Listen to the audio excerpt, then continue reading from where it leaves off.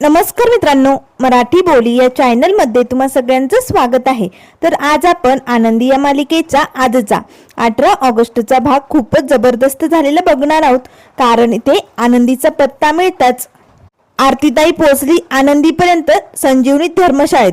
तर इकडे विद्याधर आणि शलाकाचा आनंदीला दुबईला पाठवण्याचा मोठा डाव हे सगळं आपल्याला बघायला मिळणार आहे। त्यामुळे मित्रांनो, व्हिडिओ स्किप न करता शेवटपर्यंत नक्कीच बघा। तर आजच्या भागामध्ये सुरुवातीलाच आता इथे रात्रीची वेळ असते। हवेलीत आता हा विद्याधर सुम्म झोपलेला असतो। त्याच वेळेस आता ऐन रात्री या शलाकाचा फोन येऊ लागतो। विद्याधर आणि धनीला जाग येते। एवढ्या रात्री कुणाचा फोन वाजायलाय? त्याच वेळेस आता विद्याधर उठतो। काय कटकट आहे, रात्री बी सुखाने झोपू देत नाही, कोण कलमडलंय असे म्हणताच विद्याधर फोन बघतो। तर आता एवढ्या रात्री शलाकाचा फोन येत असतो। विद्याधरला लय राग येतो। त्याच वेळेस आता फोन उचलताच विद्याधर ओरडतच म्हणू लागतो, ए शलाका, अगं तुला वेळ काळ काही कळते की नाही? किती झोपात होतो मी, झोप मोडली तुझ्यामुळे माझी, कशाला फोन केला एवढ्या रात्री? त्यावर लगेच आता शलाका म्हणू लागते, विद्याधर, माझ्याकडे न्यूजच अशी आहे ना की ती ऐकून तुझी रात्रीची आजच्या नाही तर आयुष्याची झोप उडेल। त्यावर लगेच विद्याधर म्हणू लागतो, अशी सल्लेर काय न्यूज आहे नेमकं? शलाका सांग की पटकन। तेव्हा शलाका म्हणू लागते, विद्याधर, माझ्या खबरी माणसाला आनंदीचा पत्ता मिळाला। आता धनी पटकन उठून बसते। त्याच वेळेस विद्याधर खुश होतो, काय आनंदी सापडली? कुठं गावली? कुठे ती आनंदी? कुठं गेली होती कलमडायला? त्याच वेळेस शलाका म्हणू लागते, ती का, ती कोल्हापुराच्या संजीवनी धर्मशाळेत जाऊन लपली, बसली तिकडे आधाराला जाऊन। त्याच वेळेस आता विद्याधर म्हणू लागतो, अरे बापरे, म्हणजे धर्मशाळा निवडली का?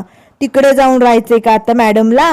त्याच वेळेस आता शलाका म्हणू लागते, विद्याधर, आता हीच संधी आहे, तुला त्या आनंदी बरोबर मजा करायची होती ना, रात्र घालवायची होती की नाही? आता या संधीचा फायदा उचल, त्या आनंदीला उठव तिकडनं आणि मजा मारून घे, काय करायचं ते करून टाक। त्याच वेळेस आता विद्याधर म्हणू लागतो, नाही शलाका, आज जेव्हा जेव्हा आजपर्यंत मी त्या आनंदी जवळ जाण्याचा प्रयत्न केलाय ना, तेव्हा तेव्हा एखाद्या कुत्र्यासारखं तिने मला लात मारून बाजूला ढकललंय, लय अपमान केलाय त्या आनंदीने। त्यामुळे बास, आता मी हे सगळं सहन करणार नाही, कारण या विद्याधरला नकार अजिबात पचत नाही या, आणि वेळोवेळी त्या आनंदीने माझा फक्त अपमानच केलाय। त्यावर शलाका म्हणू लागते, विद्याधर, मग तुला तुझं स्वप्न पूर्ण नाही करायचंय का? जाऊ दे, मी त्यासाठी फोन केला होता। त्यावर विद्याधर म्हणू लागतो, आता तर माझ्या डोक्यात मोठा भन्नाट प्लॅन आलाय शलाका, आणि आता मी तेच करणार। त्यामुळे एका दगडात दोन पक्षी डायरेक्ट गायब। त्यावर लगेच आता शलाका म्हणू लागते, विद्याधर, असा कुठला प्लॅनिंग आहे तुझ्या डोक्यात, मला तरी सांग। त्यावर विद्याधर म्हणू लागतो, तू एक काम कर, आता तुझ्या गुंडांना ना, त्या माणसांना सांग, आपल्याला आनंदीला उचलायचंय, अशी एखादी बाहेरून कपाटासारखी दिसणारी ट्रंक आणावा, टेम्पोत घालून, आणि बरोबर आपण त्यातनं आनंदीला त्या धर्मशाळेतनं बाहेर काढू। त्यावर लगेच आता शलाका म्हणू लागते, विद्याधर, अरे पण तू करणार काय मग? तुला जर तुझं स्वप्न पूर्ण करायचं नाही तर मग आनंदीला बाहेर का काढायचंय? त्यावर विद्याधर म्हणू लागतो, मला आता एक डोक्यात भन्नाट प्लॅनिंग आलाय। हे बघ शलाका, आता त्या पृथ्वी निंबाळकरला आपल्याला आपल्या बिझनेसमध्ये घ्यायचंय, त्यासाठी बक्कळ पैसा लागणार, हो की नाही? आणि तो पैसा आपल्यालाच घालावा लागणार, आणि म्हणूनच आता या आनंदीकडनं तो सगळा पैसा मी उकळून घेणार आहे, सगळा पैसा वसूल करणार आहे। त्यावर शलाका म्हणू लागते, ए विद्याधर, डोक्यावर पडलाय का? झोप झाली नाही का? ती आनंदी कशी देणार पैसे? एक नंबरची पोकळ आहे ती भिकारी, आणि ती कुठनं देणार तुला पैसे? त्यावर लगेच विद्याधर म्हणू लागतो, पैसे नसतील तिच्याकडे, पण दिसायला मात्र भारी आहे ना, आता मी तिला दुबईला जाऊन विकणार, आणि तिकडच्या माणसांकडनं बक्कळ पैसा घेणार त्या आनंदीच्या बदल्यात। त्याच वेळेस आता धनीला धक्का बसतो, अहो काय बोलायलाय तुम्ही? तेव्हा शलाकालाही धक्का बसतो, काय दुबईला विकणार? तेव्हा विद्याधर म्हणू लागतो, हो, आजवर त्या आनंदीने मला कधी हात बी लावू दिलं नाही ना, शिव बी दिलं नाही ना, पण दुबईला गेल्यानंतर मग तिची अशी अवस्था होणार आहे ना की बघ, तिची वाट लागणार आहे। आता लगेच शलाका म्हणू लागते, वाह विद्याधर, आयडिया तर भारी आहे, त्या आनंदीला दुबईला कायमचे पाठवून देऊया, पण त्या धर्मशाळेतनं तिला बाहेर काढायचं अवघड आहे, कारण तिकडची जी मॅनेजर मॅडम आहे ना, ती खूप म्हणजे कडक आहे. अगदी तिची शिस्त खूप कडक आणि प्रामाणिक. ती कुणाला तिकडे येऊ बी देत नाही आणि फिरकू बी देत नाही. आणि तसंही धर्मशाळेत वर्दळ खूप आहे रे. तिकडनं त्या आनंदीला जिवंत बाहेर काढायचं म्हणजे मुश्किल वाटते. त्यावर विद्याधर म्हणू लागतो, शलाका ते काम या विद्याधरवर सोपव. त्या आनंदीला तिकडनं त्या ट्रंकमधनं कसं बाहेर काढायचं ना हे माझ्यावर सोड. फक्त तुझ्या खबऱ्यांना सांग मी सांगितली तशी ट्रंक मागवायला. आता ती आनंदी जाणार दुबईला. आनंदी आनंदगडे, जिकडे तिकडे चोहीकडे असे म्हणत आता विद्याधर कॉटवरती झोपणार. तेच धनी होऊ लागते, हो अहो काय करायलाय तुम्ही? अहो ती आनंदी गेली ना आपलं घर सोडून, जाऊ दे तिला तिकडेच खड्ड्यात. कशाला हवंय आपल्याला तिला पुन्हा इकडे आणायचं किंवा कुठे पाठवायचं? हे बघा असं काही करू नका. जर भलतंच काही घडलं आणि तुम्ही पकडले गेले तर भाऊजींचा राग माहिती आहे ना तुम्हाला कसा आहे. हे बघा उलट तपासण्या करतात भाऊजी. उगच पोलीस कोर्ट कचेऱ्या त्या भानगडी नको. नका असं करू. त्यावर लगेच विद्याधर आता या धनीचा गळा पकडते. धने, ज्यात आपल्याला काही कळत नाही ना त्यात हे थोबाड खुपसायचं नाही. गपचीप राहायचं, थोबाड बंद. नाहीतर तुला बी त्या आनंदी बरोबर दुबईला पाठीन. हा मग बैस तिकडे जाऊन हलहबीबी करत. असे म्हणत आता विद्याधर कॉटवरती झोपतो. आनंद आनंदीकडे आणि आनंदी पोचणार दुबईकडे असे म्हणत आता विद्याधर खूपच खुश झालेला असतो. तर त्यानंतर आता दुसऱ्या दिवसाची सकाळ होते. सकाळ सकाळी आता शलाकाने आपली गुंड आता ही ट्रंक घेऊन या धर्मशाळेत पाठवलेली असतात. त्याच वेळेस आता आनंदी रूम मध्ये बसलेली असते. कोणतरी आल्याची तिला चाहूल लागू लागते. आनंदी पटकन उठून उभी राहते. कोण आलंय? त्याच वेळेस आलेली असते आरतीताई. आरतीताई पटकन आपल्या आनंदीला घट्ट मिठी मारते. आनंदीलाही खूप आता मन अगदी भरून आल्यासारखं झालेलं असतं. आरतीताई तू? तेव्हा लगेच आरती म्हणू लागते, हो आनंदी.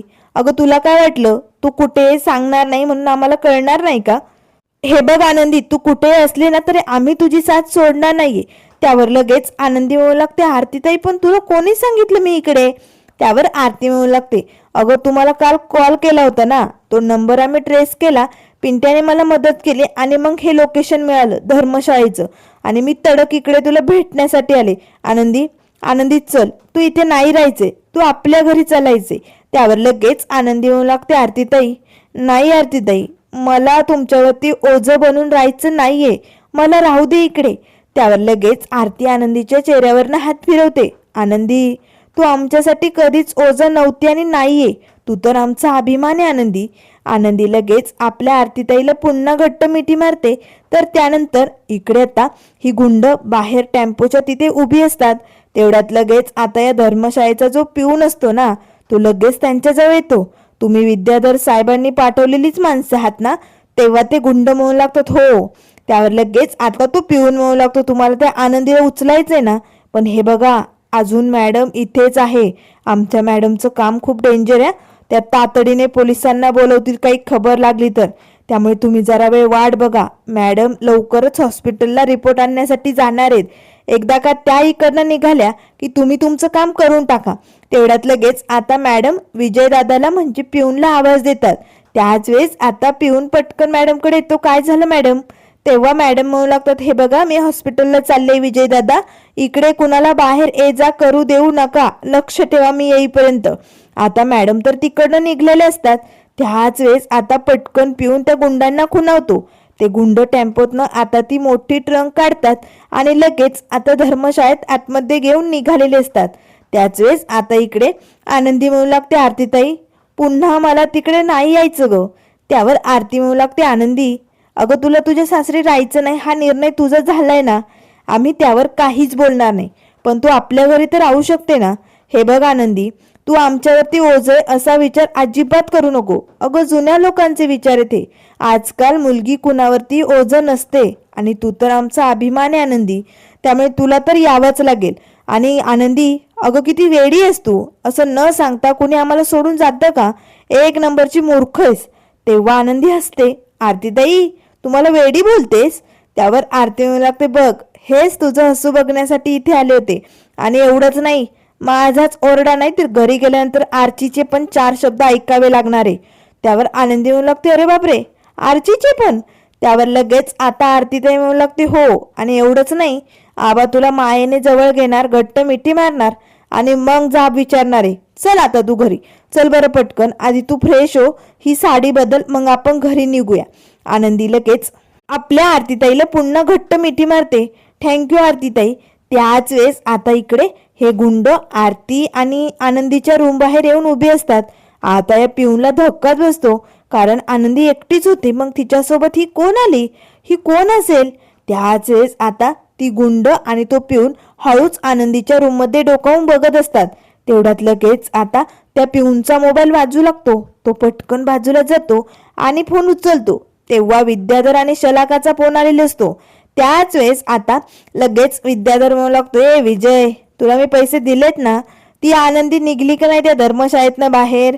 त्याच वेळेस तो पिऊन म्हणू लागतो, विद्याधर सर, इकडे एक मोठा प्रॉब्लेम झालाय हो, ती आनंदी एकटी नाहीये, तिच्यासोबत आरती नावाची कोणीतरी पोरगी आहे. त्याच वेळेस विद्याधरला धक्का बसतो. आरती म्हणजे त्या आनंदीची बहीण टपकली तर तू एक काम कर, तू त्या आरतीला तिकडनं काहीतरी कारण सांगून बाहेर काढ, तोपर्यंत माझी गुंड बरोबर ती काम करून मोकळी होतील, जा लवकर. तेव्हा पिऊन म्हणू लागतो, ठीक आहे, मी करतो काहीतरी. तर त्यानंतर इकडे आता हवेलीत शिर्के साहेब आता सकाळी सकाळी आपल्या खबरी माणसाला कॉल करत असतात, पण तो काही कॉल उचलत नाही. त्याच वेळेस आता मालक साहेब म्हणू लागतात, काय झालं शिर्के, फोन उचलत नाही का. तेव्हा शिर्के म्हणू लागतात, मालक साहेब, अहो 1000 फोन केलेत, एक बी फोन उचलत नाही, आणि हा माणूस कुठे गेला त्याचा काही तपास बी नाही. त्याच वेळेस मालक साहेब म्हणू लागतात, शिर्के, अहो मग ऑफिसमधनं त्याच्या ऑफिसकडे एखादा माणूस पाठवा की. त्यावर शिर्के म्हणू लागतात, पाठवला होता मालक साहेब, पण मोठं ताळं लावून कुठे गेलाय, कुठे गायब झालाय कुणास ठाऊक. त्याच वेळेस मालक साहेब म्हणू लागतात, शिर्के, याचा अर्थ नक्कीच मोठा घोटाळा झालाय, काहीतरी गौल बंगाल झालंय. त्यावर लगेच शिर्के म्हणू लागतात, म्हणजे आपला खबरी विकला गेलाय का. त्यावर मालक साहेब म्हणू लागतात, हो शिर्के, कारण कोल्हापुरात आनंदीला शोधण्याचं काम आपण त्याला दिलं होतं की नाही, त्याला बक्कळ पैसा दिला होता, आणि तेवढा पैसा त्याला इथे कोणीच देणार नाही. पण जर आनंदी शोधू नये, ती सापडू नये असं जर कुणाला वाटत असेल ना, तर डबल पैसा देऊन त्याला हे काम थांबवण्यास कोणीतरी नक्कीच भाग पाडू शकतो, आणि मला तर वाटतंय तेच झाले. त्यामुळे शिर्के, आता मलाच हात उचलावा लागेल आणि आनंदीला शोधावं लागेल. तेव्हा शिर्के म्हणू लागतात, पण मालक साहेब तुम्ही. त्यावर मालक साहेब म्हणू लागतात, हो शिर्के, कारण मला आनंदीच्या जीवाबद्दल आता अजिबात रिस्क घ्यायची नाहीये, उगाच तिला कसलाही धोका होता कामा नये. त्यामुळे आता मी स्वतः जाणार कोल्हापूरला आणि आनंदीला शोधणार. असे म्हणताच मालक साहेब निघालेले असतानाच आता धावतच बापू येतात. युगंधर थांब, अरे युगंधर थांब, अरे आत्ताच आबांचा कॉल आला होता, आनंदी सापडली. आरती आनंदीपर्यंत पोहोचली. शिर्के आणि मालक साहेबांना आनंद होतो, आनंदी सापडली, कुठे ती. त्यावर बापू म्हणू लागतात, कोल्हापुराच्या धर्मशाळेत, संजीवनी धर्मशाळा. मालक साहेबांना लगेच कालचं काही क्षण आठवतात. मालक साहेब धान्य घेऊन तर याच धर्मशाळेत गेले होते. बापू, मी तर कालच तिकडे जाऊन आलो, पण बरं झालं आनंदीचा पत्ता लागलाय ना, आरती आहे ना तिच्यासोबत, मग आरती नक्कीच तिला घेऊन येईल. नाही, एक काम करूया शिर्के, आपण तडकत्या धर्मशाळेत जाऊया आणि आनंदीला घेऊन येऊया. तसंही तिला समोरासमोर मला काहीतरी विचारायचे प्रश्न आणि तिच्याशी बोलायचे महत्वाचं. चला शिर्के. मालक साहेब आणि शिर्के निघालेले असतात. तेवढ्यात लगेच आता वर्ण मिताली येते. बाबा, बाबा एक मिनिट थांबा ना. कसं आहे ना बाबा, आज नागपंचमीचा सण आहे, मला ना तुमच्याशी जरा बोलायचंय. आता मालक साहेब थबकतात. त्याच वेळेस आता मिताली म्हणू लागते, बाबा तुम्हाला आठवतं, दर पंचमीच्या सणाला आपली आई घरात एक मस्त पिंड बनवायची आणि तिथे पूजा करायची. मला असं वाटतंय आपण तिची ही रूढी परंपरा पुढे न्यावी. मलाही ती पूजा करायची, पण त्यासाठी जे शिवलिंग बनवायचंय ना, ते मला बनवताच येत नाहीये. बाबा प्लीज तुम्ही ते बनवण्यासाठी माझी मदत कराल का. प्लीज, माझी इच्छा पूर्ण होईल आणि आईची इच्छा पूर्ण होईल. प्लीज बाबा. मालक साहेब आता एक नाही दोन नाही गप्प, कारण त्यांना आनंदीला घ्यायला जायचं असतं. पण आता मितालीने आता हा मोठा प्रश्न पुढे उभा केलेला असतो. त्याच वेळेस मिताली म्हणू लागते, बाबा बोला ना, कराल ना माझी मदत.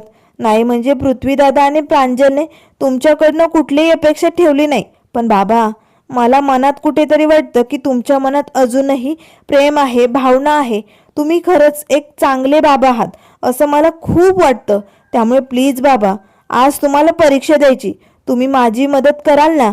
माझी आणि आईची इच्छा पूर्ण कराल ना? सांगा ना, मला ते शिवलिंग बनवून द्याल? बाबा बोला ना. त्याच वेळेस बापू म्हणू लागतात, मिताली अगं युगंधरला महत्वाच्या कामासाठी जायचे. त्यावर लगेच आता मालक साहेब म्हणू लागतात, चालेल तुझी इच्छा आहे ना, घरात आज पूजा व्हावी, चालेल मी तुला मदत करेल. तू सगळं साहित्य गोळा करून ठेव, मी आल्यानंतर लगेच शिवलिंग बनवूया आणि पूजेला सुरुवात करूया, चालेल? त्यावर लगेच मिताली खुश होते. नक्कीच बाबा, मी सगळी सामग्री गोळा करते, तुम्ही लवकरच शिवलिंग बनवा. त्याच वेळेस आता मिताली खुश होऊन आता वरती निघून जाते. मालक साहेब शिर्केंना म्हणू लागतात, शिर्के आता आनंदीला शोधण्यासाठी धर्मशाळेत तुम्ही जा. कसं आहे ना, मला इकडे थांबावं लागेल, तुम्ही जाल ना शिर्के?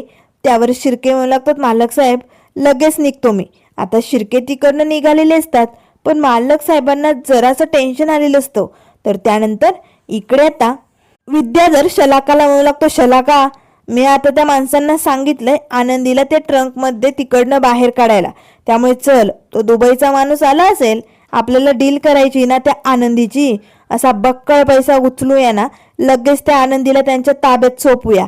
त्यावर शलाका म्हणू लागते, बरोबर विद्याधर, जेवढ्या लवकर आपण त्यांच्या ताब्यात तिला देऊ तेवढा पैसा जास्त भेटेल, चल पटकन. त्याच वेळेस आता पृथ्वीचा फोन येतो. आता लगेच विद्याधर म्हणू लागतो, शलाका हा पृथ्वी का फोन करायलाय?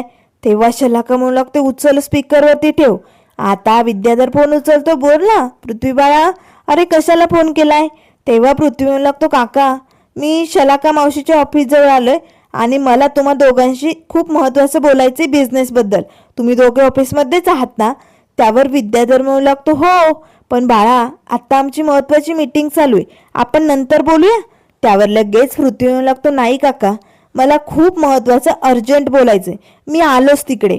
आता विद्याधर फोन ठेवतो. आता पृथ्वीकामध्ये खोडा घालायला आलाय, आपल्याला डील करायला जायचंय ना त्या आनंदीची. त्यावर लगेच आता शलाका म्हणू लागते, हो ना आता काय करायचं? तेव्हा विद्याधर म्हणू लागतो, शलाका तू इकडनं सटक, तो पृथ्वी आला ना त्याला मी बरोबर गोळ्यात घेतो, तोपर्यंत तू तिकडे डील फायनल करून टाक आणि माझ्या प्लॅनिंग मध्ये काही घोळ करू नको. त्या गुंडांचा फोन आल्यानंतर त्यांना बरोबर पत्ता पाठव, ते डायरेक्टली आनंदीला घेऊन तिकडेच येतील आणि लगेच आपण तिला एक्सपोर्ट करून टाकूया. तेव्हा शलाका म्हणू लागते, अरे बापरे, म्हणजे आनंदी होणार दुबईला एक्सपोर्ट आणि पैसा भेटणार आपल्याला इम्पोर्ट, ओके नाही? आता शलाका आणि विद्याधर खुश होतात. तर त्यानंतर इकडे आता पिऊन आणि ते गुंड आनंदीच्या रूम मध्ये डोकावून बघत असतात. तेव्हा लगेच आनंदी आता आपल्या हातात साडी घेते. आरतीताई तिला म्हणू लागते, जा आता तू फ्रेश होऊन घे, आपण लगेच निघूया. आता लगेच आरती आनंदीला बाथरूम कडे घेऊन निघणार. तेच आता ते विजय दादा येतात. आरती तुम्ही कोण आहात?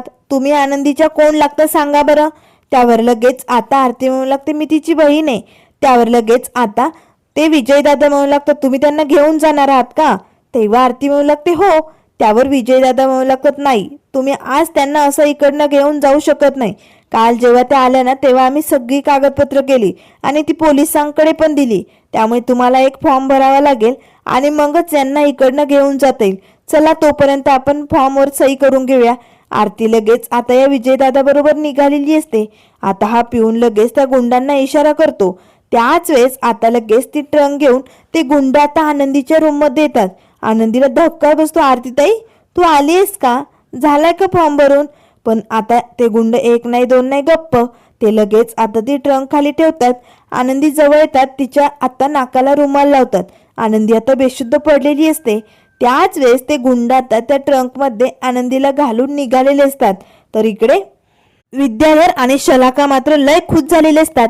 तर त्यानंतर मित्रांनो पुढील भागामध्ये आपल्याला बघायला मिळेल. आता शलाका आणि विद्याधरच्या प्लॅनिंग मध्ये जरासा घोळ झालेला असतो. शलाकाने आता त्या गुंडांना हवेलीचाच पत्ता दिलेला असतो. ते गुंड आता ते ट्रंक घेऊन हवेलीत येतात. त्याच वेळेस हवेलीत आता शिवलिंगाची पूजा चालू असते. आता पूजा समाप्त होताच विद्याधरला मात्र धक्का बसतो, कारण या ट्रंक मध्ये आनंदी आहे, ती बेशुद्ध आहे.